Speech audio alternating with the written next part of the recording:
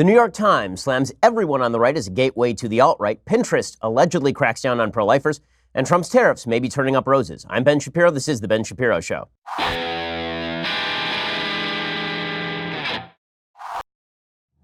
I swear, I leave for a Jewish holiday, and every single time I leave for a Jewish holiday, the New York Times attacks me. I don't know what it is about Jewish holidays in the New York Times. I mean, I have an indicator, but nonetheless, we'll get to that in just 1 second. First, some things in life are just uncomfortable to talk about. Sex is one of those things, but sex is also one of the more important things in life, especially within the context of a healthy marriage.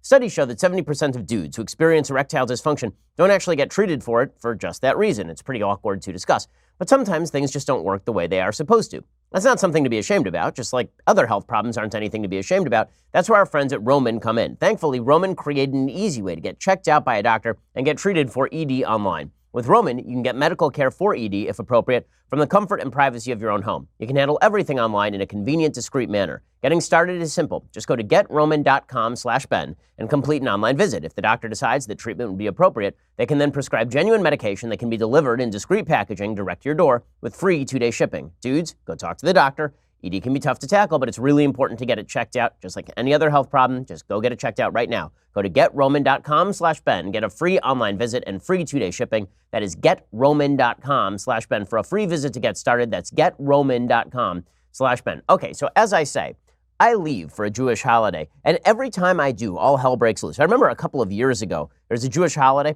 and I come back from the Jewish holiday, and there's been an entire op-ed in the New York Times about how I'm a terrible person. And then I left, I think just last year for a Jewish holiday, and I come back and there's a New York Times article about how we here at Daily Wire are bad. It's pretty much like every Jewish holiday. Like they schedule it out that way so that I have a really, really wonderful time coming back from the Jewish holiday, opening my computer and seeing what stupidity has taken place. Well, this week's stupidity comes courtesy of the New York Times yet again. Apparently there was an article. And the article, I guess, was on the cover of the New York Times Sunday edition. So I guess it was a Saturday article online. It was a Sunday edition front page article on Sunday. And the article was titled "The Making of a YouTube Radical." And it was basically a story about a rando. The rando's name is Caleb Kane. And it's all about his supposed radicalization. Now, what's hilarious about the article is that the article talks about him being quote unquote radicalized. He was never a member of the alt-right. He wasn't a white supremacist. He considered himself a tradcon, meaning a traditional conservative, until he moved over to the left. So in other words, he became a conservative by listening to YouTube videos, and they called him a YouTube radical. The graphic that they put up was a bunch of different kind of images of different YouTube videos, but they lumped together a bunch of YouTube videos that are completely dissimilar. So there is a picture of me there. I'm not mentioned one time in the entire article, by the way. There's a picture of me. And then there's pictures of people like Stefan Molyneux, who has some borderline white supremacist race theories at the very mildest. That's the mildest way to describe it. You have people like Alex Jones. You have people like Paul Joseph Watson. You have folks like Milo Yiannopoulos. And then you have like Milton Friedman was in this mashup. Like Milton Friedman and I are in the same category as Milo Yiannopoulos and like Richard Spencer, according to this particular graphic on the cover of the New York Times. And the article itself is incredibly stupid. The article itself is basically about how he watched some videos and it led him to other videos, which led him to other videos, which led him to become a tradcon. And then people were upset at him becoming a tradcon. So then he became not a tradcon anymore. That's the entire article. It's thousands of words long. Thousands of words. So a couple of things to note. Number one, there's a full-on campaign by the left media at this point, from the Washington Post to the New York Times, from NBC to Media Matters. And I count Media Matters as part of the left media infrastructure. Any publication that calls Media Matters a watchdog group, you can tell, is on the side of Media Matters. There is this overt effort now on the part of all of these publications to suggest that the tech companies are basically leading people down the rabbit hole of alt-right white supremacist content by even allowing mainstream conservative content. That's the goal here, is to lump in everybody who's a mainstream conservative with people who are alt-right, and then suggest that if you watch mainstream conservative content, then inevitably you will be led down this rabbit hole. Now, this is absurd and bizarre. There are legitimately hundreds of thousands of people who listen to this show every day who are not even on the political right. There are hundreds of thousands of people who are on the political right and believe that the alt-right is evil, just as I do. But according to the New York Times and the Washington Post and all of these other outlets, basically, if you're on the right, you're going to slide gradually into white supremacism so long as you engage on YouTube. Now, the reason they are directing this at YouTube is because they are hoping to use YouTube in order to quash conservative viewpoints. They understand that there are certain shared fora where people post their views: Facebook, YouTube, Twitter, all the rest of those, Pinterest. And then what they're hoping to do, they understand conservatives aren't going to stop talking. So what they hope to do is make conservative speech so ridiculously outside the Overton window that all of these shared platforms have to shut it down.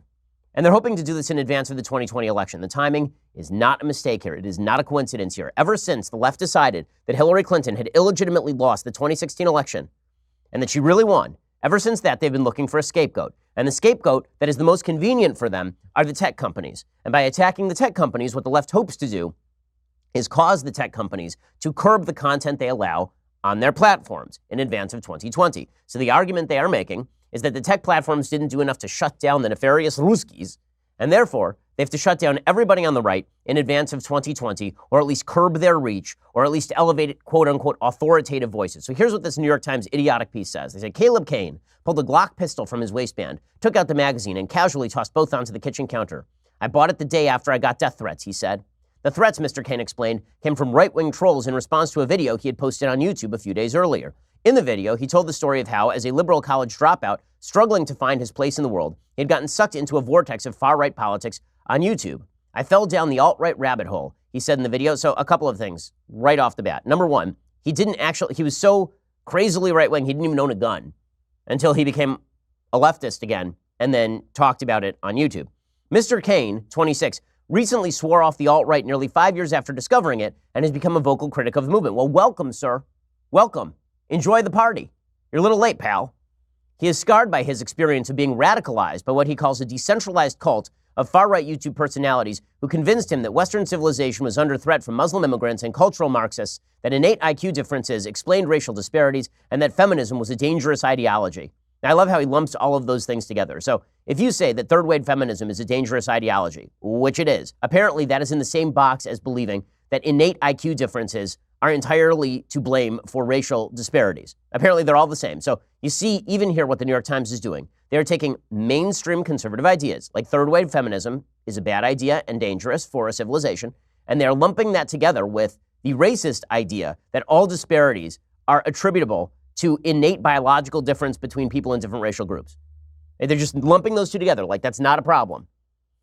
I just kept falling deeper and deeper into this, and it appealed to me because it made me feel a sense of belonging, he said. I was brainwashed. Now, why in the world is this guy, Mr. Cain, Caleb Cain, why is he the center of a New York Times front page story? Because it supports the narrative. It's a piece of anecdotal data that supports the left-wing narrative that everybody who's in the alt-right originally started as a member of the mainstream conservative movement and then was radicalized by YouTube, and this is why we have to pressure YouTube into shutting down Steven Crowder or shutting down Ben Shapiro or shutting down Glenn Beck or shutting down Mark Levin or shutting down anybody who is on the right. Over years of reporting on internet culture, says this New York Times reporter, I've heard countless versions of Mr. Cain's story. An aimless young man, usually white, frequently interested in video games, visits YouTube looking for direction or distraction and is seduced by a community of far-right creators. Some young men discover far-right videos by accident while others seek them out. Some travel all the way to neo-Nazism while others stop at milder forms of bigotry. The common thread in many of these stories is YouTube and its recommendation algorithm. Well, there's another common thread, which is that when dispossessed young men go looking for content that appeals to them, they might be able to find the content that appeals to them because they are dispossessed young men. In other words, these are human beings who are created with the capacity for free will. And this means they get to choose which videos they access and which videos they believe. But according to YouTube, if you watch a video of me ripping the alt-right, which is like every other video of me online, if you watch a video of me ripping the alt-right, this inevitably leads you to the alt-right.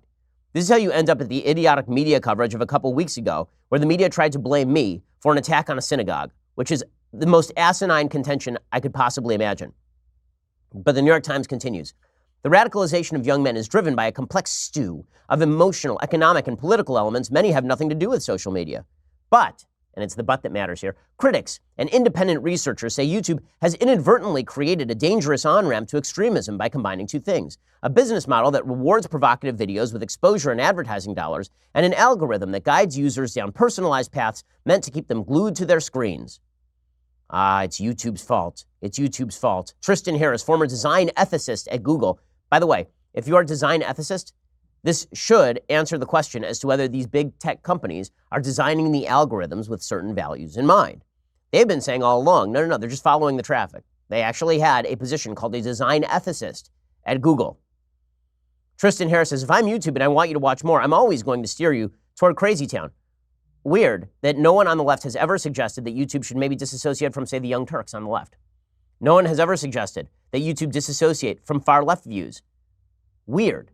Odd, because it turns out that some people have been radicalized by those sorts of videos as well.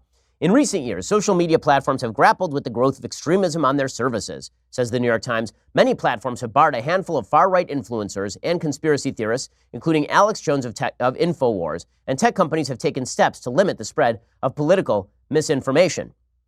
YouTube, whose rules prohibit hate speech and harassment, took a more laissez-faire approach to enforcement for years, and this is where the New York Times is trying to push. The New York Times is trying to push by saying that this laissez-faire approach has been a complete failure and is causing people to be radicalized, because radicalization never happened before the YouTube algorithm, and because YouTube has the temerity to leave conservative views on their platform. What's funny about this is they're really not blaming YouTube's algorithm. In the end, this article, as you will see, does not blame YouTube's algorithm and suggest that the algorithm needs to be changed so that it doesn't benefit some of the fringe views. Instead, they basically argue that YouTube should crack down on mainstream conservative views because there's no difference between mainstream conservatism and far-right, alt-right views. We'll get to more of that in just 1 second. First, we need to talk about your freedoms. They are, in fact, in danger. You hear me talk all the time on the show about the growing attacks on religious freedom and freedom of speech. You can see today's show is all about the attack on the principled nature of freedom of speech. And we've talked repeatedly on the show about the attacks on religious freedom that come as a consequence of the radical growth of government. Well, now's a great time to tell people like Baronelle Stutzman, a small business owner, floral artist, and grandmother who was sued by her state's government and the ACLU for simply declining to create custom floral art celebrating an event that conflicted with her Christian beliefs. We had Baronelle on our radio show last week. She could lose her business, her home, and her life savings if she loses. This is why Alliance Defending Freedom exists. ADF provides free legal services to Baronelle and others whose freedoms are under assault. ADF will ask the U.S. Supreme Court to hear her case, but ADF cannot do that without your help because ADF relies on donations to fight for your freedom. If this attack can happen to someone like Baronelle, it can happen to somebody like you as well. The left does not care about basic free speech standards. Now, liberals, the left. Will you fight for Baronelle and protect your freedom? Please give generously. All donations are, in fact, tax deductible. And if you donate $75 and above, you'll receive an exclusive free speech shirt. Go to adflegal.org/Ben to donate right now. I love ADF. They do amazing work. They really are a great organization. Go check them out right now. adflegal.org/Ben. That's adflegal.org/Ben. When you give $75 or above, you get an exclusive free speech shirt. That's adflegal.org/Ben. Okay, so this New York Times piece, which again lumps in everybody on the right, continues. With 2 billion monthly active users uploading more than 500 hours of video every minute, YouTube's traffic is estimated to be the second highest of any website behind only Google.com. According to Pew Research Center, 94% of Americans aged 18 to 24 use YouTube, a higher percentage than for any other online service. Like many other Silicon Valley companies, YouTube is outwardly liberal in its corporate policies. It sponsors floats at LGBT pride parades. Its chief executive endorsed Hillary Clinton. In reality, YouTube has been a godsend for hyper-partisans on all sides. Weird that you say this and then the entire article's about the right. Odd. Very odd. I can't imagine why the New York Times would do that. And then they say, I love this, it has also been a useful recruiting tool for far-right extremist groups. Bellingcat, an investigative news site, analyzed messages from far-right chat rooms and found that YouTube was cited as the most frequent cause of members red-pilling, an internet slang term for converting to far-right beliefs. Well, since you just said that 94% of people aged 18 to 24 watch YouTube, I can imagine that's true. This is like saying, guess what helps people change their viewpoint? Television. Ooh, television. It's the television's fault. A European research group, Voxpol, conducted a separate analysis of 30,000 Twitter accounts affiliated with the alt-right. It found the accounts linked to YouTube more often than to any other site because it's the most linked site on the internet. That would probably be it. Becca Lewis, who runs a garbage study for Data and Society, a study that was so dumb that they basically had to retract their own findings. Okay, this study basically suggested a 7 degrees of separation. It was 6 degrees of Kevin Bacon, but with politics. It was basically like, okay, so Dave Rubin interviewed me, and I have interviewed Steven Crowder, and Steven Crowder has interviewed Stefan Molyneux. Therefore, Dave Rubin also once interviewed like Mike Gatto, the Democratic Assemblyman. Therefore, Mike Gatto is linked to Stefan Molyneux. They're all the same. It's ridiculous. That was her idiotic study. She says YouTube has been able to fly under the radar because until recently, no one thought of it as a place where radicalization is happening. But it's where young people are getting their information and entertainment. It's a space where creators are broadcasting political content that, at times, is overtly white supremacist. Okay, then the article gets back to this Mr. Kane, this Caleb Kane, who's a very, very important human. I visited Mr. Kane in West Virginia after seeing his YouTube video denouncing the far right. We spent hours discussing his radicalization. To back up his recollections, he downloaded and sent me his entire YouTube history, a log of more than 12,000 videos and more than 2,500 search queries dating to 2015. Okay, right there, they should have ended the article. Okay, if you've watched more than 12,000 videos and more than 2,500 search queries on YouTube dating back to 2015, you're spending a lot of time on YouTube. There may be some other issues with you. And also, is every single one of those videos to blame? Because you know what one of the videos he watched was? Jimmy Kimmel. Probably Jimmy Kimmel is to blame. These interviews and data points form a picture of a disillusioned young man, an internet-savvy group of right-wing reactionaries, and a powerful algorithm that learns to connect the two. It suggests that YouTube may have played a role in steering Mr. Kane and other young men like him toward the far-right fringes. It also suggested that in time, YouTube is capable of steering them in very different directions. Okay, well now you really don't have a point of your article, right? So you're saying that YouTube could direct you to the far right. Also, it could direct you to the left, which means you're an independent human with the capacity to click on things. Congratulations. And they talk about, then they have a chart. It shows the number of political videos that this guy watched each month. It says the right-wing content Mr. Kane viewed in 2015 and 2016 often consisted of videos by Stefan Molyneux with titles like Social Justice Warriors Always Lie and The Global Warming Hoax. And then it says, Mr. Kane also watched many videos by members of the so-called intellectual dark web. That would be a group in which I'm involved, like the popular comedian Joe Rogan and the political commentator Dave Rubin. It's Joe Rogan's fault. It's Joe's fault. Amazing. It's amazing. So he watches a video by Stefan Molyneux and a video by Joe Rogan. It's Joe Rogan's fault. Clearly. During 2017, Kane began watching more videos from left-wing channels. Oh, amazing. So then why is this a story? I'm confused. Why is this a front-page story with a graphic of me? I'm just a little confused. Also, I'm confused why this guy, Caleb Kane, is an important human because he made a video. Like, welcome to the world where everybody makes videos. From an early age, Mr. Kane was fascinated by internet culture, says the New York Times. As a teenager, he browsed 4chan, the lawless message board. Okay, well, that would be a pretty good indicator that the guy was ripe for radicalization already by the time he was a teenager. 4chan is a lot more radical than YouTube in terms of general content. He played online games with his friends, devoured videos of intellectuals debating charged topics like the existence of God. Well, clearly that's a problem. The internet was an escape. Mr. Kane grew up in post-industrial Appalachia, was raised by his conservative Christian grandparents. He was smart, but shy and socially awkward. He went to community college, but dropped out after 3 semesters. Broken depressed, he resolved to get his act together. He began looking for help in the same place he looked for everything, YouTube. One day in late 2014, YouTube recommended a self-help video by Stefan Molyneux, a Canadian talk show host and self-styled philosopher. Mr. Molyneux, who describes himself as an anarcho-capitalist, had a political agenda. He was a men's right advocate who said that feminism was a form of socialism and that progressive gender politics were holding young men back. He offered a conservative commentary on pop culture and current events, explaining why Disney's Frozen was an allegory about female vanity, or why the fatal shooting of an unarmed black teenager by a white police officer was proof of the dangers of rap culture. Mr. Kane was a liberal who cared about social justice, worried about wealth inequality, and believed in climate change, but he found Mr. Molyneux's diatribes fascinating even when they disagreed. And then apparently he started watching a lot of Molyneux videos. He watched some Paul Joseph Watson, and then he watched a lot of videos on feminism, and then he watched some racist videos, but he never actually became racist. Okay, this is the part that's hilarious. So he says that he never became an actual racist. He says, these people weren't all shouty demagogues. They were entertainers, building their audience with satirical skits, debates, and interviews with like-minded creators. These creators were active on Facebook and Twitter too, but YouTube was their headquarters, the place where they could earn a living by hawking merchandise and getting a cut of the money spent on advertisements that accompanied their videos. And then he says that he felt alienated and he started being programmed by the algorithm to watch particular other ads. Here's the best part. Okay, so finally you get to the point of all of this. He is asked whether, in fact, he ever turned into a racist after watching all this stuff.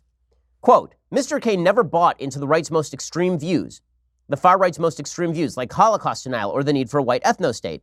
Still, far-right ideology bled into his daily life. He began referring to himself as a tradcon, a traditional conservative, committed to old-fashioned gender norms. He dated an evangelical Christian woman, and he fought with his liberal friends. It was kind of sad, said Zelda Waite, a friend of Mr. Kane's from high school. I was just like, wow, what happened? How did you get this way? I love that for the New York Times, people ask questions like, what happened? How did you get this way? Because you date an evangelical Christian woman and because you fight with your liberal friends. So if you're not a liberal and you date a conservative, obviously there is something wrong with you. And then they focus in on Molyneux a lot. I mean, this article is largely about Stefan Molyneux. But again, I'm confused as to why it is that this particular person is being profiled when he was never sucked into Stefan Molyneux's kind of alt-right worldview. And then, I love this, in 2018, nearly 4 years after Mr. Cain had begun watching right-wing YouTube videos, a new kind of video began appearing in his recommendations. These videos were made by left-wing creators, but they mimicked the aesthetics of right-wing YouTube. One video was a debate about immigration between Lauren Southern, and Stephen Bunnell, a liberal YouTuber known as Destiny. Cain watched the video to cheer on Southern, but Mr. Bunnell was a better debater, and Mr. Cain reluctantly declared him the winner. Mr. Cain also found videos by Natalie Wynn, a former academic philosopher who goes by the name ContraPoints. Ms. Wynn wore elaborate costumes and did drag-style performances in which she explained why Western culture wasn't under attack from immigrants or why race was a social construct. And then it talks about how wonderfully funny and engaging all of these people are on the right. And then he says, well, he became left-wing. Oh, well, so it's a happy story. So this is a happy story in the end. And then he came out and he said that he didn't like all of the stuff that he had watched before, and then people were mean to him. The New York Times spends, I kid you not, several thousand words on this story. And they have pictures, again, of Milton Friedman and me alongside pictures of actual alt-right racists who I've spent many years ripping. Okay, the goal of the New York Times story is obvious. Cain's story is not all that interesting. There's nothing there. So the question is, why did the New York Times dedicate this much space to it? The reason the New York Times dedicated this much space to it is because this is part of a hard push by the left in advance of the 2020 election to silence right-wing views. That's what this is. That is why they're lumping in everybody on the right. That's why they are suggesting that YouTube's algorithm, not that people watch my videos and that YouTube's algorithm wrongly directs them to alt-right videos, a proposition with which I would generally agree. But the idea is that my videos should not be promoted. And Crowder's videos should not be promoted. And anybody else who's on the right, their videos should not be promoted. Like mainstream right-wing figures, their videos should not be promoted. Jordan Peterson shouldn't be promoted. Joe Rogan shouldn't be promoted. That's the goal of the New York Times. Shut down debate. This is from your free press. Delightful, folks. I have some more evidence of this in just a second. First, this Father's Day, give Dad a gift packed with the Omaha steaks he craves. Listen, there's nothing better for Father's Day than the meats. Go to omahasteaks.com, enter code Shapiro in the search bar, and you get 74% off the Father's Day Steak Fix gift package. It's something that he'll truly enjoy. Don't get him another pair of socks. Instead, get him a bucket full of meat. Okay, listen to this deal. A $235 value, now for only $59.99. Order now. You get 2 filet mignons, 2 top sirloins, 2 pork chops, 4 Omaha Steaks burgers, 4 gourmet jumbo franks, 4 chicken fried steaks, all beef meatballs, 4 chicken breasts, 4 caramel apple tartlets, a package of Omaha Steaks signature seasoning, and you get 4 extra Omaha Steaks burgers for free. Okay, you get all of that for like $59.99. Give that amazing package as a gift for Dad or stock up for the incredible summer grilling, all at 74% off. Again, order now. You can get that exclusive Omaha Steaks Father's Day Steak Fix package valued at $235 for just $59.99. Just go to omahasteaks.com, type code Shapiro into the search bar. Don't wait, the offer ends soon. Go to omahasteaks.com, type Shapiro into the search bar to get the Father's Day Steak Fix package today. I mean, that is one hell of a deal. Go check them out right now. I have lots of friends who've tried Omaha Steaks. They say they are the best in the business. Go check them out, omahasteaks.com, and type Shapiro into the search bar to get that Father's Day Steak Fix package right now. Okay, so it's not just this New York Times piece. This asinine New York Times piece about a guy who was a liberal, who then watched a lot of YouTube videos and considered himself a traditional conservative until he went back to being a mild-mannered, good liberal. Right? That's not what the New York Times piece is about. What the New York Times piece is about is the evils of the right and how the right will suck you in with their nefarious videos on the YouTubes, and really how YouTube should shut this thing down. And YouTube is already eager to please. This is true for all of the tech companies. YouTube is eager to please. They are looking to avoid scrutiny by left-wingers who continue to blame them for all of the ills in the world. And it's not just YouTube, it's also Pinterest. So Pinterest is apparently owned by Google. James O'Keefe just got a whistleblower from Pinterest to talk about how they're silencing particular voices on Pinterest. One of the voices that they are silencing on Pinterest is Live Action and Lila Rose. According to a new project by Project Veritas, this is Daily Wire reporting, it presents a series of accusations of political and ideological bias against conservatives, Christians, and pro-lifers behind the scenes at Pinterest, a social media platform with some 300 million active monthly users. Since the report was first released, Pinterest reportedly has taken action concerning one of the allegations in a video that includes testimony from a whistleblower who works for Pinterest and whose identity is concealed in the video. O'Keefe presents internal documents provided by the whistleblower showing what appeared to be various means of censoring content, including a porn site block list that includes liveaction.org, which is a pro-life site run by Lila Rose. So, in other words, if you are against abortion, they listed you on the porn site block list so that your content could not appear. Some of the other content that was censored by the site was content from yours truly. Here's James O'Keefe talking about it in a video from Project Veritas. The Pinterest insider also saw how, quote, white supremacist, unquote, content, like Ben Shapiro's commentary, for instance, goes from identified to censored. This is Ifioma or Ifi Ozoma calling Ben Shapiro a white supremacist. Some would say that, well, that's just her giving her opinion on a private Slack board. What do you say to that? So this was actually in a war room where policymakers were making decisions about content, and there was follow-up action made to these posts. What sort of actions do they take on Shapiro content that you've seen? So they made an advisory document about this type of content, and then this advisory content ended up in our sensitive terms list, which is content that has to be manually entered that then affects all the content that comes into home feed, search, people's recommendations, etc. Okay, so they are limiting what you can get in a search. This is what the New York Times wants from YouTube too. This is what the New York Times wants from Google. This is what the New York Times wants from Pinterest. This is what the Democrats want. What Democrats would like is for all of these various outlets to feel the pressure from the media so strongly that they simply start censoring conservative content. And it's not just me, by the way. According to the Daily Wire, reporting on this Project Veritas report, among the claims presented by the whistleblower is that my content was censored in a zero-tolerance movement, terms related to Christianity are blocked from autocomplete, a video series exposing Planned Parenthood was included in a censor list as a harmful conspiracy, and liveaction.org was included on a list of porn sites blocked by the platform, meaning no links to its content could be produced by users. And then you've got the CEO of Google, who's openly coming out and saying, listen, we are trying to determine what exactly hate speech is. What's amazing here, truly, is to watch as members of the media, this is Axios, on HBO, right, both supposed free speech content.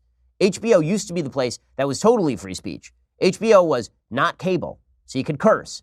HBO was the place where you could see full frontal nudity, because no censorship. We hate censorship. Well, now Axios on HBO is interviewing the head of Google and trying to get the guy to basically establish hate speech standards that will be used by Google to shut down particular content.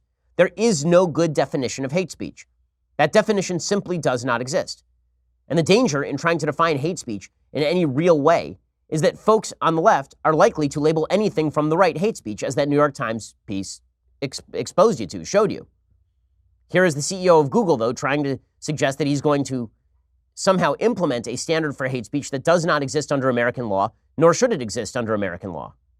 More recently, we have introduced, just like today we do this in search, we rank content based on quality. And so we're bringing that same notion and approach to YouTube so that we can rank higher quality stuff better and really prevent borderline content which doesn't exactly violate policies which need to be removed, but which can still cause harm. And so we are working hard. It's a hard computer science problem. It's also a hard societal problem because we need better frameworks around what is hate speech, what's not, and how do we as a company make those decisions at scale and get it right without making mistakes. Okay, well, you're not getting it right, and you will make mistakes. I mean, this was shown last week with YouTube banning actual historical coverage of the Nazis because YouTube's algorithm couldn't determine what was historical coverage of Nazis and what was neo-Nazi content. Some of the most disturbing stuff there is when they say, well, we're going to get rid of borderline content or we're going to limit borderline content. So explain to me how the Daily Wire, for example, should be treated as borderline content, while Huffington Post should be treated as non-borderline content. You're going to have to explain that one to me. And if you believe that Google and YouTube and Facebook aren't going to elevate left-wing sources above right-wing sources, you're out of your mind. Of course they are. When they talk about the authoritative sources that they like, those authoritative sources are, in fact, the mainstream media outlets that are currently pushing for the limitations. What they're looking for, in effect, is a crony capitalism that is effectively a business type of collusion. It's actually much closer to monopolistic interference than it is to free markets or free minds. Because what's happening here is that the New York Times, CNN, a lot of left-wing outlets are looking at the future of the internet, and they're concerned. And rightly so. They're concerned that the market is dissipating their influence. And so what they're doing is they're going to the tech companies and they're saying, listen, we are going to attack you incessantly. We're going to attack you incessantly as creating violence. We're going to attack you incessantly as radicalizing people. We're going to attack you repeatedly, continuously. We're going to do this all the time until you elevate our content and deplatform and de-elevate content that we don't like. Now, even if I agree with a lot of the content being banned, meaning that I agree that some of that content is gross, I don't think that it should be banned. The reason is because I don't trust these companies to make those sorts of decisions. I trust the American people to make these decisions. And it is astonishing to watch media outlets that purportedly worry about Donald Trump cracking down on freedom of the press spending front page space and time on HBO trying to condemn tech platforms for being open fora. It really is an amazing thing. And there are only a couple reasons to do it. One is ideological and one is market-based. The ideological reason is because they don't like that there are views that they don't like that are gaining credence. And the market-based reason is that there are all of these other outlets that are gaining all sorts of credibility and credence and money and making lots of money. And they are afraid that their influence is dissipating. So they are creating a false monopoly again with the help of the tech companies. They are going to restore the media monopoly that existed back in the 1980s and the 1970s by using the tech bros to shut down everybody else. That's what's going on here. Okay, in just a second, I want to get to the Trump tariff plan. How has that actually created immigration policy? Was it a win or a lose for President Trump? What actually happened there? Because it seems like there's a lot of confusion still. First, no one really has time to go to the post office. You're busy. I'm busy. I like the post office, but the fact is last time I went there, I got a massive parking ticket because you just don't have time. You park anywhere near the red zone, they give you a ticket.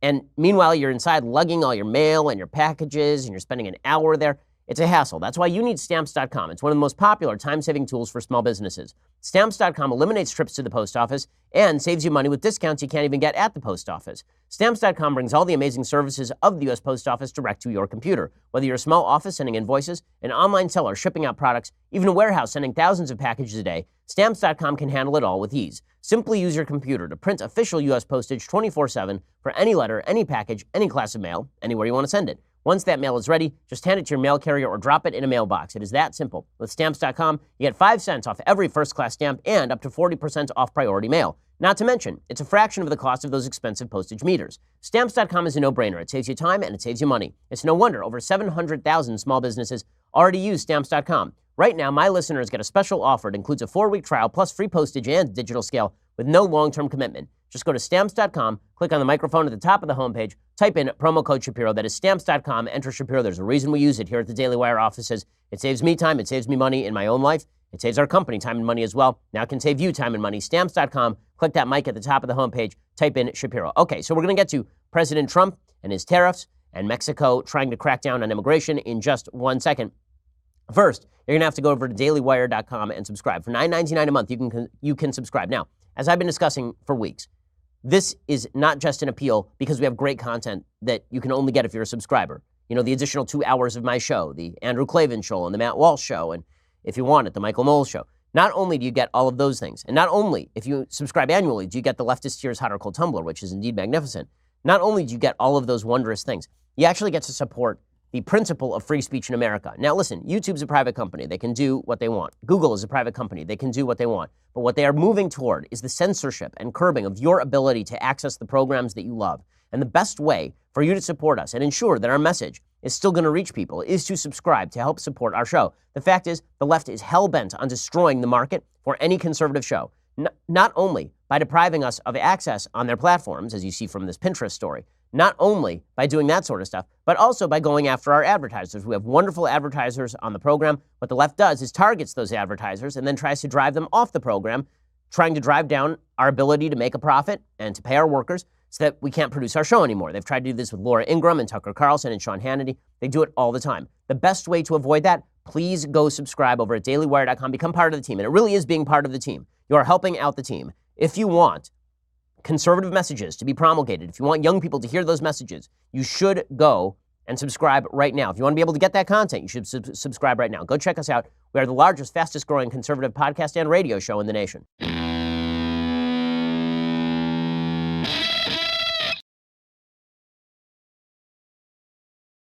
Alrighty, so now the latest on President Trump and his tariff push on Mexico. So late last week, I gave credit on the show to President Trump because there were a bunch of reports that President Trump was going to be able to leverage a significant concession from the Mexican government. That significant concession was a safe third country provision. So the United States has what's called a safe third country deal with the Canadian government. What that safe third country deal does, it says that if somebody is trying to escape a human rights abusing country and they want to get out and they go to Canada, they have to apply for asylum in Canada. The first country that they reach, is the country where they have to apply for asylum. So you can't go to Canada and then apply to asylum in the United States, because then it really is more just you want to come to the United States. It really isn't about you applying for asylum. We have a safe third country provision with Canada.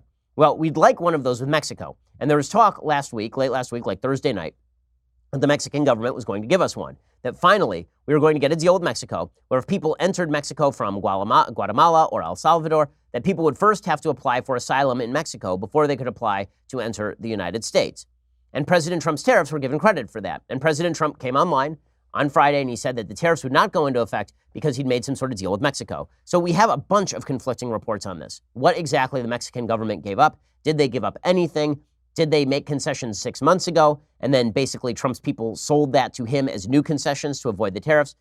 All of this is eminently unclear. So the Washington Post has a piece today called How Mexico Talked Trump Out of Tariff Threat with Immigration Crackdown Pact. It says Mexican negotiators persuaded President Trump to back down from his tariff threat by agreeing to an unprecedented crackdown on Central American migrants and accepting more expansive measures in Mexico if the initial efforts don't deliver quick results, according to officials from both governments and documents reviewed by the Washington Post. The enforcement measures Mexico has promised include the deployment of a militarized National Guard at the Guatemalan border, thousands of additional migrant arrests per week, and the acceptance of busloads of asylum seekers turned away from the United States border daily, all geared toward cutting the migrant flow sharply in coming weeks. The measures, described by officials from both sides and included in Mexican negotiating documents reviewed by the Post, appear to be more substantial than what the Mexican government has attempted thus far during the precipitous rise in migration to the United States border. Since heralding the pact in a Friday night tweet, Trump has fumed at criticism that he capitulated to Mexico and that his accord amounts to a series of previously agreed to measures. Trump officials on Monday described the accord as a breakthrough. The president considered Mexico's plan aggressive enough to suspend his tariff threat, even though he liked the idea of imposing the duties over the howls from members of his own party. U.S. officials say they were particularly impressed with Mexico's pledge to deploy up to 6,000 National Guard troops to its border region with Guatemala. Mexico described its plan to U.S. officials as the first time in recent history that Mexico has decided to take operational control of its southern border as a priority, according to Mexican government documents. Such language amounted to the kind of rhetorical shift Trump officials were looking for from the leftist government of President Andrés Manuel López Obrador, who last year dismissed migrant enforcement in Mexico as dirty work at the behest of the United States. Trump said Monday his deal with Mexico was fully signed and documented and has provisions that have not yet been fully disclosed. On Monday afternoon at the White House, Trump said that the agreement has been locked in and will be announced very soon. Most asylum seekers who reach the U.S. are now processed and released into the United States interior. Mexico has repeatedly said it will not agree to a safe third country accord that would require it to take in U.S.-bound asylum seekers transiting its territory. But Mexican officials have been willing to negotiate something that would function similarly if responsibility for asylum seekers were shared among others in the region. They say asylum changes would require approval from the Mexican lawmakers. Trump said in a tweet Monday he will impose tariffs if the regional asylum overhaul does not pass. So it is not clear at this point what exactly is in place and what exactly is not in place. However, if a safe third country provision ends up being enforced, and it was done so because President Trump threatened tariffs, then good for President Trump. My fear was that President Trump simply wanted to use tariffs on Mexico because he likes tariffs, not because he actually hoped to achieve an immigration breakthrough. If he achieves the immigration breakthrough, well, then he gets credit, and I was 100% wrong, and I am more than happy to admit it. I like being wrong when it's good for the country. However, there is a major controversy. There are mixed messages being sent. The New York Times reports the Mexican foreign minister said on Monday that no secret immigration deal existed between his country and the United States, directly contradicting President Trump's claim on Twitter that a fully signed and documented agreement would soon be revealed. In a second, I'll explain how this controversy is continuing to unfold. Marcelo Ebrard, Mexico's top diplomat, said at a news conference in Mexico City there was an understanding that both sides would evaluate the flow of migrants in the coming months. If the number of migrants crossing the U.S. border is not significantly reduced, he said, both sides have agreed to renew discussions about more aggressive changes to regional asylum rules that could have a bigger impact. Ebrard said, let's have a deadline to see if what we have works. If not, we'll sit down, look at the measures you propose and that we propose. The public statement served as an official response to several days of tweeting by Mr. Trump, who has reacted angrily to the suggestion that he withdrew his threats of tariffs on all Mexican goods in exchange for a weak deal on immigration. Now, as I say, I don't want these tariffs to go into effect. They are very bad for the economy. They're very bad for Trump, by the way. If the economy tanks, he has no shot at re-election. I think that the tariffs generally are a bad idea. If, however, the tariffs were useful in leveraging a good immigration deal out of the Mexican government, good. But now the Mexican government seems to be waffling. So it is unclear at this point what, if anything, has been signed. There's been no public documentation put forth at this point. There was a U.S.-Mexico joint declaration that Trump announced with fanfare on Friday. It mentioned further public action. It said that the countries agreed to continue their discussion on the terms of additional understandings to address irregular migrant flows and asylum issues to be completed and announced within 90 days. American officials said on Monday, Trump appeared to be referring to an agreement in principle to revisit the migration situation in 45 days and again in 90 days. There was apparently significant disagreement on Monday between the Mexican government and American officials about what the negotiators actually agreed to regarding further action. So, as I said, I will, when President Trump achieves an actual victory here that is documentable, I will give him 100% credit. As it stands, this looks a lot like when President Trump was in North Korea and President Trump was suggesting over and over again that he had reached some sort of breakthrough with Kim Jong-un that turned out not to be true. So I think that we can trust but verify. So sure, happy to give President Trump credit on a breakthrough. Now we'll have to verify. Do the migrations go down? Is a safe third country provision in the works? Will any of this stuff actually happen? Trump didn't specifically mention the safe third country provision on Monday, but he said they would have an agreement they would announce very soon. It's all done. That is not what was described by the foreign minister for Mexico. Ebrard said they will propose a safe third country. We said it will have to be with the UN Human Rights Council and it will have to be regional. He said Mexico preferred a regional asylum agreement that would review the flow of migrants across Mexico and Central America with a number of countries, including Panama and Brazil. So I think this whole thing is still in flux, is the bottom line.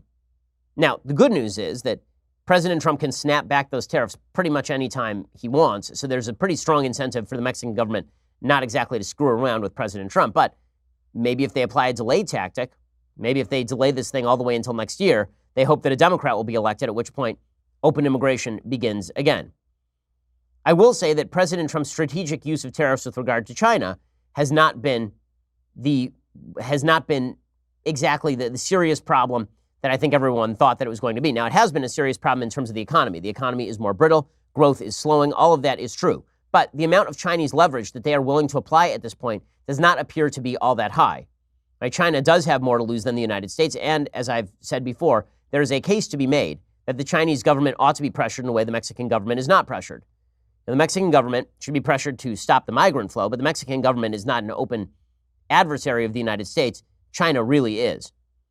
And the good news is that China's attempts at leveraging the United States are so far a giant fail. There's an article in the Washington Post talking about how China's hints that it will choke off rare earths access in the United States is not, in fact, that easy. David Lynch, writing for the Washington Post, he says China dominates the global market for rare earths materials and has been threatening to take them hostage in the deepening trade conflict. Just the suggestion that Beijing could starve American factories of essential materials has sent rare earth prices soaring over the past month, with dysprosium oxide used in lasers and nuclear reactor control rods up by 1/3. But the alarm overlooks the rise over the past decade of alternative sources of rare earths and ignores the difficulties China would face in implementing a ban, including the prospect of widespread smuggling and the likelihood of hurting countries that Chinese authorities may prefer not to alienate. So President Trump has been applying leverage to China, and he is right to do so. We'll see how the Mexican negotiation, which I'm more skeptical of, plays out.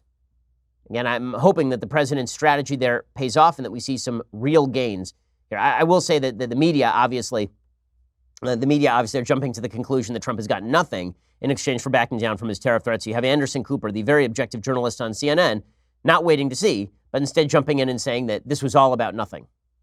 Their story says, and I'm quoting now the lead, the deal to avert tariffs that President Trump announced with great fanfare on Friday night consists largely of actions that Mexico had already promised to take in prior discussions with the U.S. over the past several months, according to officials from both countries who are familiar with the negotiations. In other words, whatever might be coming down the pike when it comes to what has already transpired, all the drama, all the talks, all the threats of what amounts to waging economic warfare on a major trading partner and ally, were all about nothing. Okay, well, maybe they were and maybe they weren't. We don't know yet, is sort of the issue. So I think that Trump's adversaries are going to declare that this is a big loss for Trump. But honestly, where's the big loss for Trump exactly? So he threatened tariffs. The tariffs didn't go into place. That seems like a win for U.S. citizens. I mean, tariffs are a tax on us. And maybe he gets something out of this. Maybe he doesn't. We will find out soon enough. But everybody sort of jumping to a conclusion, I think, is doing just that, jumping to a conclusion. Well, meanwhile, the Democrats hosted John Dean on Capitol Hill yesterday. This is an absurdity. It's an absurdity. So Democrats decided they would host John Dean, who is a partisan hack, on Capitol Hill. And it didn't go great for him. Basically, he has suggested that every Republican president since Richard Nixon is, in fact, Richard Nixon. He was the former White House counsel to President Nixon. He was involved in Watergate. And he suggested that President Trump is not mentally well and mentally fit to serve. Here is him suggesting that Trump can't be president. The last time I appeared before your committee was July 11, 1974, during the impeachment inquiry of Richard Nixon. Clearly, I'm not here today as a fact witness. I accepted the invitation to come here today because I hope I can give a little historical perspective on the Mueller report. In many ways, the Mueller report is to President Trump what the so-called Watergate roadmap was to President Richard Nixon. Stated a little differently, Special Counsel Mueller has provided this committee with a roadmap. Okay, really? You can tell the Democrats are desperate when they're calling in John Dean. If you call in John Dean, the guy from 1974, who called President Bush a Watergate-style president, if you're inviting that guy, and that's the best you can do, I would recommend that you guys get some better candidates, because if you're relying on John Dean to take down the president, you may be in serious trouble. Okay, time for some things I like and then some things that I hate. So, things that I like. Over the weekend, read a terrific book by Alan Greenspan called Capitalism in America, A History, along with Adrian Woolridge. It is a really readable, easy history of the economics of the United States. It talks about the U.S.'s free market economy. It talks about how FDR changed that free market economy. It talks about the relative growth rates in the U.S. economy over time. It talks about everything from free trade to monetary policy. And it is very readable, okay? It is not a hard book to read. So go check it out, Capitalism in America by Alan Greenspan, who's a devotee of Milton Friedman, among others. So apparently was, I've been told by the New York Times, Milton Friedman was basically an alt-righter. But Alan Greenspan was one of his acolytes, and of course ran the Fed. Check it out, Capitalism in America by Alan Greenspan and Adrian Woolridge. Definitely worth the watch. Okay, other things that I like today. So let's see. Okay, well, you know what? Let's get to a bunch of things that I hate, because there's a lot to hate today. So let's do it. Well, I will say that I sort of like and hate this. Feminist Sophie Lewis is now admitting that abortion is a killing. She just said it's the sort of killing that we like, which at least is deathly honest. I mean, that's good. I wonder if she will be censored on Pinterest the same way that Lila Rose and Live Action have been. Here she is explaining that abortion is a form of killing, but it's a good form of killing. You know, like the kind of killing of, like, people that we don't like, that kind of killing. Abortion is, in my opinion, and I recognize how controversial this is, a form of killing. It is a form of killing that we need to be able to defend. I am not interested in where a human life starts to exist. I see the forms of making and unmaking each other as sort of continuous processes. Okay. I see the forms of making and unmaking each other as a continuous process. That seems like that's pretty much what Jack the Ripper had to say about prostitutes right there. The forms of making and unmaking each other, it's a continuous process. You know, when I gut this prostitute over here, that's pretty much, I am just unmaking her, right? I mean, we're all making and unmaking each other all the time, aren't we? I mean, really, is that such a big deal? I just unmade her intestines. I mean, that's like, but they're making themselves, and you're making them, and I mean, like, okay. Well, at least she's honest. Points for honesty to abortion lady. It's a form of killing she likes. That is a case that I can at least understand. So, well done there. That's good stuff. Okay. Other things that I hate today. So there are two pieces, one from the New York Times and one from the Washington Post. One is from a kind of conservative, Henry Olsen, and one is from a person named Aaron Bastani. This one I particularly like from Aaron Bastani. The title of the piece from the New York Times: "The world is a mess. We need fully automated luxury communism." Now, I'm puzzled by the title. I will fully acknowledge I find this puzzling because those words do not make sense. That is like saying what we truly need is a red, blue, green, blue grass. Don't know what it means. That's a sentence, technically a sentence, not words that make sense in order. We need a fully automated luxury communism. We need a strategy communism. Thank you, Aaron Bastani. So what exactly does this stupid article say? It says, it starts with a burger. In 2008, a Dutch professor named Mark Post presented the proof of concept for what he called cultured meat. 5 years later, in a London TV studio, Mr. Post and his colleagues ate a burger they had grown from animal cells in a laboratory. Secretly funded by Sergey Brin, a co-founder of Google, the journey from petri dish to plate had cost $325,000, making theirs the most expensive meal in history. Fortunately, the results were promising. Hani Rutzler, a nutrition scientist, concluded the patty was close to meat, but not as juicy. The next question was whether this breakthrough could be made cheaper. Much cheaper. The first cultured beef burgers are likely to enter the market next year at approximately $50 each, but that won't last long. Within a decade, they will probably be more affordable than even the cheapest barbecue staples of today, all for a product that uses fewer resources, produces negligible greenhouse gases, and remarkably requires no animals to die. So far, this is a pretty stirring representation of how awesome capitalism isn't it? And they're talking about how private funding created a burger that will be cheaper than regular burgers and also have many of the and avoid many of the side effects of burgers. So it's a pretty good case for capitalism. But remember, this is an article about communism. Wait, it's not just barbecues and burgers. Last year, Just, a leader in cellular agriculture, cut a deal to start producing one of the world's tastiest steaks, Wagyu. A company called Endless West, which also makes grapeless wine, has started to produce Glyph, the world's first molecular whiskey. Luxury could be coming to all. The case of cultured food and drink, far from a curiosity, is a template for a better, freer, and more affluent world, a world where we provide for the needs of everyone in style. But how do we get there? To say that, I think that we just explained how we got there, didn't we? Weren't the first few paragraphs all about how all these private companies are creating awesome new stuff that will become insanely cheap because of the free market? So I think you sort of answered it. We could just stop the article there, but no, we still got 600 words to fill. So according to this genius columnist, Aaron Bastani, so he says, how do we get there? To say the present era is one of crisis borders on cliche. It differs from the dystopias of George Orwell or Aldous Huxley or hell in the paintings of Hieronymus Bosch. It is unlike Europe during the Black Death or Central Asia as it faced the galloping Golden Horde. And yet it is true. Ours is an age of crisis. I swear, this was written by a high school junior getting a C. To say it differs from other dystopias. And then let me show you how many books I've read, all from my high school English class. George Orwell and Aldous Huxley. Also, I've heard of the Black Death guys. He says, we inhabit a world of low growth, low productivity, and low wages. Well, not low wages. Okay, that is not true. Low productivity, historically speaking, not even close to true. Low growth is kind of true, and that's mostly because of government interventionism. This is a world where billions, mostly in the global south, live in poverty, a world defined by inequality.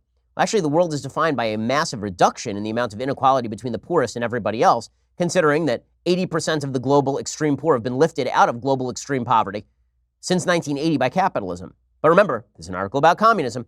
The most pressing crisis of all, arguably, is an absence of collective imagination. Yes, that is arguable. That is an arguable contention, that the biggest crisis is an absence of collective imagination. If I were going to go with biggest crisis, I would say, let's see, collapse of traditional morality might be up there, probably the crisis in Syria, the slaughter of hundreds of thousands of people. I'd say maybe disease and poverty in Africa. There are a few. Failure of collective imagination. Whenever people talk about collective imagination, understand what they really mean by collective imagination is one person at the head of a massive government who imposes their ideas on everybody else. Because you know what is the collective imagination? The free market. That is the collective imagination. It's all of our individual imaginations, but in a market. Collective imagination is where there's somebody at the top bossing people around. The term collective imagination, in fact, is somewhat self-defeating because imagination is by nature individual. Now, we can work in groups and toss ideas back and forth to each other, but the idea of a collective imagination, a hive mind, so to speak, the reason that a hive mind doesn't really work that way is because a hive is subservient to the queen bee. But this columnist says, it is as if humanity has been afflicted by a psychological complex in which we believe the present world is stronger than our capacity to remake it. as if the very essence of humanity, if there is such a thing, is not to constantly build new worlds. This is such bad writing. My goodness. If we can move beyond such a failure, we will be able to see something wonderful. The plummeting cost of information and advances in technology are providing the ground for a collective future of freedom and luxury for all. Automation, robotics, and machine learning will, as many august bodies from the Bank of England to the White House have predicted, substantially shrink the workforce, creating widespread technological unemployment. But that's only a problem if you think work is something to be cherished. For many, work is drudgery, and automation could set us free from it. Okay, well, for many it's not, so that's a problem. But also, you're going to have to give people something to do. Right? And it turns out that communism doesn't give anything for people to do. They sit there and they take things. Gene editing, this is one of the funny things about people who promote socialism and communism. There's this weird idea that if you promote socialism, you promote communism, that what will spring free is a bunch of itinerant poets who sit around writing about the beautiful flowers and creating a world of art. I remember that Nancy Pelosi said this about so-called job lock. Right? She said that people were locked into their jobs for healthcare, and that was a bad thing. We needed to disconnect healthcare from your job by presumably nationalizing it so that you could write poetry. Now, I know a lot of people without jobs. Very few of them, except for producer Nick here, actually sit around writing poetry or going and learning to mine for gold. Right? Very few of them. Most people who are unemployed are pretty depressed and pretty unhappy because they don't have a lot of stuff to do. But this article continues by talking about how as we make things more and more prosperous, well, now we can try communism. He says, I love this. He says the consequences are far-reaching and potentially transformative of the increasing technological achievements of man. For the crises that confront our world today, technological unemployment, global poverty, societal aging, climate change, resource scarcity, we can already glimpse the remedy. But there's a catch. It's called capitalism. It has created the newly emerging abundance, but it is unable to share around the fruits of technological development. Okay, if you really believe that capitalism has been unable to share around the fruits of technological development, I ask you how many people in the United States have cell phones?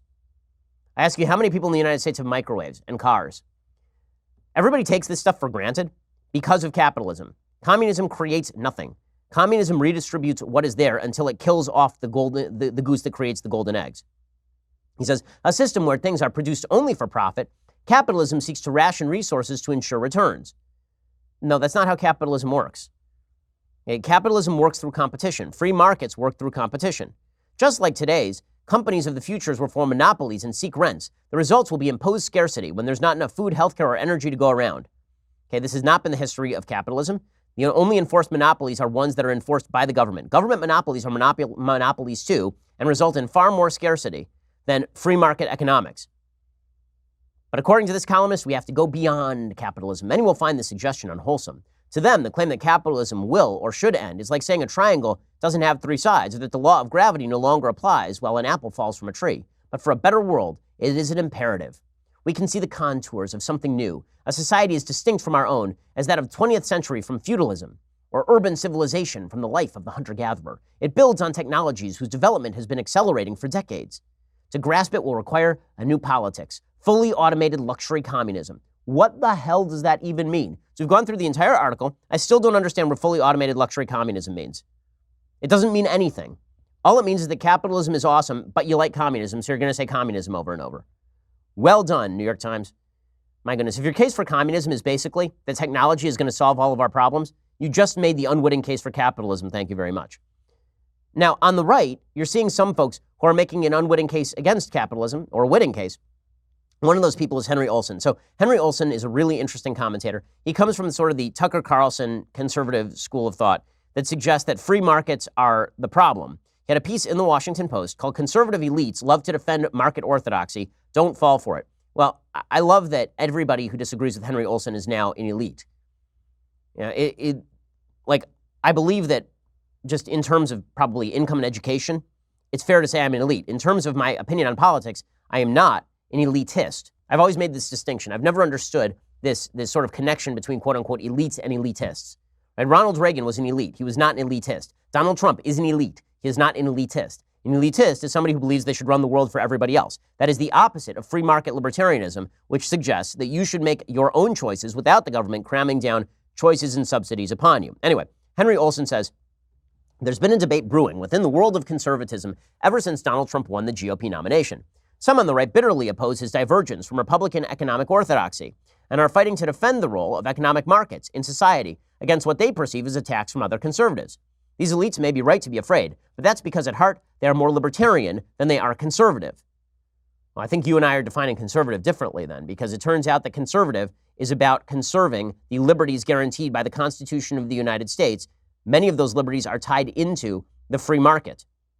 Such libertarian-minded opinion leaders have criticized Trump's call to rule out reform for Social Security and Medicare. They ignored his calls to dramatically increase spending on infrastructure. They savaged his views on trade. Trump's overwhelming victory in the primaries should have shocked them out of their ideological slumber. Instead, they are like the French Bourbon monarchs, who upon being restored to the throne, remembered nothing and forgot nothing about the reasons they were overthrown in the first place. Okay, Donald Trump, and then he name checks me, right? He suggests that Fox News television host Tucker Carlson's rather mundane point that today's global economy contributes in part to the economic and social decline in many parts of the United States was scorned by leading lights such as David French and Ben Shapiro. Right, we talked about it on the show. Because my point was that the moral failings of the United States are far more linked to the moral history of the United States in the 1960s than they are to the fact that you can get a cheaper product from China. Like, I don't think people are failing to get married because we signed NAFTA. I think people are failing to get married because our society has disdained marriage for generations. The marriage rates started to decline far before the effect of so-called kind of trade imbalances began to be felt. I mean, marriage rates in the United States started to decline in the 60s when the economy was still pretty good. Now, what's hilarious, and by the way, the economy is still pretty good. I mean, we have an all-time low unemployment rate right now. But according to Henry Olsen, here's where we get to the point. When I say that the left is pushing for communism, but they're really in favor of capitalism, like that article from the New York Times, and then you have people on the right who are pushing for government involvement in the name of conservatism, that's Henry Olsen. This is fascinating. He says this: my libertarian-oriented friends will not want to hear this, but we live in the garden that Franklin Delano Roosevelt made. Now, this should be anathema to conservatives. If somebody comes to you and they say, you know, we just have to accept the new form of government that FDR brought about. FDR was about as close to a socialist dictator in the United States as we had, except for maybe Woodrow Wilson, as we've had in the United States. He wasn't able to get all of his plans through, but the National Recovery Act was a fascist piece of legislation in which the government overtly gave a stamp of approval to particular businesses that abided by the government's diktats. FDR's meddling with the economy lengthened the Great Depression by 8 years, minimum. FDR led to the second great, there were two Great Depressions, basically. There was one that was from 29 to 33, and then there was one that kicked in again from 37 to basically World War II. FDR's economic policy was disastrous, and he created all of the economic unsustainability that we have seen. He created the roots of the union system that destroyed America's car industry. He created the roots of the Social Security system that is bankrupting us in the future, and Medicaid and Medicare, systems that comprise now 66% of the federal budget. So when you hear a conservative say something like, we live in the garden that FDR made, the conservative task is to prune that garden so that the tree of liberty can coexist within its plan and perhaps take up an ever larger part. That's an amazing, amazing statement. If you're a conservative and you believe that your role is basically to conserve FDR, I don't think that's particularly conservative. You can make the argument that that's what should be done on a practical policy level because you can't get through a more libertarian program. That I understand. But if your argument is that FDR's basic economic structure, in which he derided malefactors of great wealth, regulated the banking industry, debased the currency, and did all sorts of other things to undermine the fundamental free market nature of America's economy, that was a good thing and that we have to maintain that, I don't know how that strikes a chord with anybody who believes in the Constitution of the United States or the economic philosophy that created the great majority of America's wealth. Alrighty, well, that was a lot, but we'll be back here tomorrow or later today if you want 2 more hours of content. You're listening to The Ben Shapiro Show. The Ben Shapiro Show is produced by Robert Sterling, directed by Mike Joyner, executive producer Jeremy Boring, senior producer Jonathan Hay. Our supervising producer is Mathis Glover, and our technical producer is Austin Stevens, edited by Adam Sayevitz. Audio is mixed by Mike Coromina. Hair and makeup is by Jesua Olvera. Production assistant Nick Sheehan. The Ben Shapiro Show is a Daily Wire production. Copyright Daily Wire 2019. President Trump wins big on his deal with Mexico. Of course, the mainstream media don't give him credit for it. We will examine what is really in the deal. Then, another social media platform bans conservatives, and Masterpiece Cake Shop owner Jack Phillips gets sued for a third time by radical leftists. All that and more at The Michael Knowles Show.